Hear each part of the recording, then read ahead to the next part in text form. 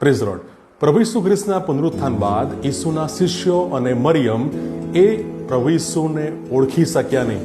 મરિયમ તો ઈસુને માળી સમજી બેઠી.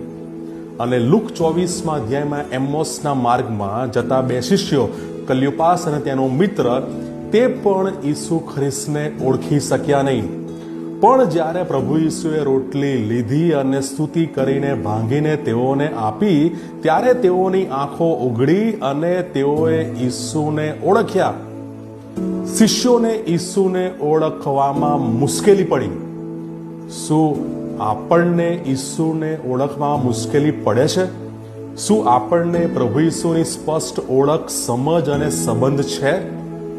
ઈસુને ઓળખવા છે? જો ઈસુને ઓળખવા છે તો આપણે ઈશ્વરના વચનોમાં, સંગતમાં અને પ્રાર્થનામાં રહીએ અને તેમને વિનંતી કરીએ કે એફએસી 1 અને 17 અને 18 પ્રમાણે કે તે આપણને બુદ્ધિનો તથા પ્રકટીકરણનો આત્મા આપે, જેથી આપણા જ્ઞાન ચક્ષુ એ પ્રકાશિત થાય અને આપણને પ્રભુ ઈસુની ઓળખ પ્રાપ્ત થાય.